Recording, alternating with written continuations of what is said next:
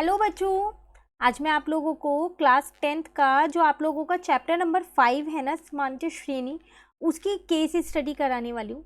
तो ये जो केस स्टडी मैं आप लोगों को कराने वाली हूँ ना, ये आपको जो गवर्नमेंट स्कूल से एक सपोर्ट मटेरियल की बुक मिलती है ना, जो आपको इस सेशन में भी मिली होगी 2022 और 23 में। जैसे कि आप देख रहे हो, मैंने यहाँ पर वही वाली बुक ये लगा रखी है। हिंदी मीडियम से आज हम इसकी केस स्टडी करने वाले हैं इस चैप्टर की, तो इसी बुक से करेंगे। इस बुक के लास्ट में ना, जब सारे चैप्टर्स के क्वेश्चंस हो जाते हैं, उसके बाद केस स्टडी के क्वेश्चंस आपको दे रखे हैं। ठीक है, तो वही मैंने केस स्टडी का क्वेश्चन यहाँ पर ये ले रखा है। तो चलिए आज इसको कंप्लीट करते हैं। यहाँ तो आपसे इस क्वेश्चन में क्या कह रहा है, एपी बनानी है और उससे रिलेटेड जो क्वेश्चंस दिए गए हैं वो सॉल्व करने हैं। तो मेन अगर आप देखें ना, तो क्वेश्चन आपका यहाँ से शुरू है। ठीक है, मैं आपको हिंदी में इसमें बता देती हूँ पहले क्या है यहाँ पर, कि यहाँ पर आपको ये एक पूरी फैक्ट्री दे रखी है, कारखाना है। इसमें जो जो चीज़ें बनती हैं उसके बारे में बता रखा है कि कितने कौन से वर्ष में कितनी चीज़ें, कितनी प्रोडक्शन जिसे बोलते हैं ना, वो हुई, उत्पादन कितना हुआ। ठीक है, तो वही चीज़ आपसे कह रहा है कि कारखाने में जो आपका यहाँ पर उत्पादन है 5वें वर्ष का सीधा सीधा दे रखा है। 5वें वर्ष में 4900 इकाई हुआ था। ठीक है, उसके बाद कह रहा है जो कि 10वें वर्ष में बढ़कर 7600 इकाई हो गया। मतलब एक तरीके से यहाँ पर आपको एक तो A4 दे रखा है 4100 और एक A10 आपको यहाँ दे रखा है कितना, 7600। आप कह रहे हैं दिए गए डेटा के साथ निम्नलिखित प्रश्नों का उत्तर दीजिए। इसके साथ साथ एक और चीज़ वो आपसे इधर कह रहा है कि जो कारखाने में उत्पादन हो रहा है ना, वो हर साल एक निश्चित संख्या से हो रहा है। मतलब अगर एक साल में 500 से बढ़ रहा है तो अगले साल भी 500 से ही बढ़ेगा। ठीक है, उसे बोलते हैं निश्चित संख्या। क्लियर। चलिए आप क्वेश्चन देखते हैं। यहाँ कह रहे हैं पहले वर्ष के दौरान उत्पादन का पता लगाइए। मतलब आपको A1 निकालना है, सीधा सीधा कह रहे हैं। अब अगर हम इस क्वेश्चन को यहाँ देखें, देखो A4 आपको 4100 दे रखा था। ठीक है, एक सेकेंड, A5 दे रखा था, एक बार दोबारा देख लेते हैं। 5वां वर्ष था ना, तो A5 आपको यहाँ पर कितना दे रखा है, 4100, और 10वें वर्ष में आपसे क्या कह रहा था, 7600 है। तो इससे हो जाएगा मेरे पास A प्लस का 4D इज इक्वल्स टू में 4100, और यहाँ पर हो जाएगा मेरे पास A प्लस का 9D इज इक्वल्स टू में 7600। ठीक है, मैं यहाँ से क्या करती हूँ, पहले A और D के मान निकाल लेती हूँ। उसके बाद ना क्वेश्चन थोड़ा आसान हो जाएगा। जो जो पूछा जाएगा जल्दी जल्दी मान रखते रहेंगे और निकालते रहेंगे। ठीक है, तो D मेरा यहाँ से 700 आ चुका है। अब इसको समीकरण 1 ले लिया, इसको समीकरण 2 ले लिया। समीकरण 1 में ऐसा करती हूँ, D का मान रख देती हूँ। तो A प्लस का 4D इज इक्वल्स टू में 4100 है। तो A प्लस का 4D की जगह 700 मैंने यहाँ रख दिया। तो A प्लस का 2800 इज इक्वल्स टू 4100। तो यहाँ से मेरा A का मान निकल के आ गया कितना, 1300। तो इसका मतलब फर्स्ट वाले पार्ट का जो आंसर है वो है 1300। देखते हैं कहाँ है। तो पहले वर्ष का उत्पादन, अच्छा ये यहाँ मिस प्रिंट है, ये होगा आपका 1300। क्लियर।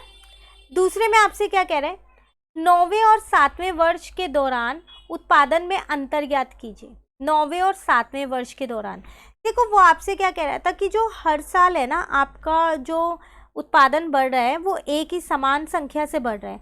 तो आपने अभी D यहाँ निकाला, 700 था, तो एक साल 700 बढ़ा होगा, फिर दूसरे साल भी 700 ही बढ़ा होगा, तो कुल मिला के 1400 ही तो बढ़ा। तो इन दोनों के बीच का अंतर 1400 ही तो होगा, क्योंकि 2 साल का अंतर है। तो मैंने 700 को 2 से गुना कर दिया है। ठीक है, चलिए नेक्स्ट देखते हैं। कह रहे किसी विशेष वर्ष के दौरान उत्पादित इकाइयों की संख्या का सामान्य पद ज्ञात कीजिए।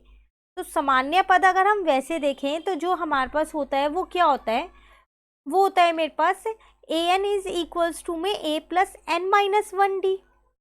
अब जो जो पता है ना उसको आप ऐसा करो, यहाँ रख दो, जिसका भी मान आपको पता है। D 700 पता है, ये AN ऐसी ही है, तो ये हो जाएगा 1300 प्लस यहाँ हो जाएगा 700 एंड माइनस यहाँ हो जाएगा 700। तो AN कितना आ जाएगा, 600 प्लस का 700 एन, ये आपका आंसर। क्लियर। चलिए उसके बाद कह रहे हैं चौथे वर्ष से 10वें वर्ष तक उत्पादित इकाइयों की कुल संख्या की गणना कीजिए। मतलब आपको चौथे वर्ष से 10वें वर्ष तक आपने कितना उत्पादन किया वो बताना है।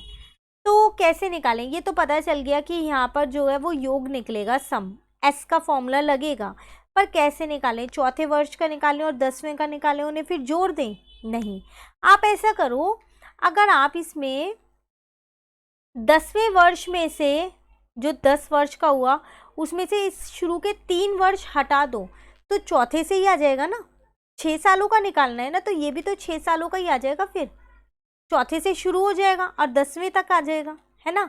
और वैसे अगर हम इसका सूत्र देखें तो वो होता है n/2 ब्रैकेट में 2a + n-1d, तो यहाँ लिख देते हैं। तो 10/2 2 इंटू में 1300 प्लस 10-1 और d की जगह कितना आ जाएगा 700, ऐसी एस 3 में लिख दिया। 3/2 2 इंटू में 1300 प्लस 3-1 इंटू में 700, तो ये हो जाएगा 5, यहाँ हो जाएगा 2600। अब देखो 10 में से 1 जाएगा 9 इंटू 7 करोगे तो 6300 आ जाएगा, ठीक है। -3/2 2600, फिर वही 3 में से 1 जाएगा 2 को 7 से इंटू करोगे 1400 आ जाएगा। तो ये 5 इंटू में यहाँ 8900 -3/2 यहाँ पर कितना आ जाएगा 4000, कट कर दो 2000, इनको इंटू करोगे तो 44500, यहाँ पर 6000, बस माइनस कर दो, ये आपका आंसर। इसका मतलब चौथे वर्ष से 10वें वर्ष तक में आपने इतना उत्पादन किया है। क्लियर? तो ये थी आपके पास एक छोटी सी केस स्टडी। सारी केस स्टडी इंपॉर्टेंट है हर चैप्टर की, तो आप बिल्कुल अच्छे से कीजिएगा। धीरे धीरे करके आपको चैनल पे सारे ही चैप्टर की केस स्टडी मिल जाएगी। तो चैनल अगर अभी तक सब्सक्राइब नहीं किया तो कर लीजिए ताकि आपको नोटिफिकेशन मिलती रहे। वीडियो अच्छी लगी है तो आप इसे लाइक ज़रूर कीजिएगा और ज़्यादा से ज़्यादा अपने फ्रेंड्स के साथ शेयर कीजिएगा। Thank you.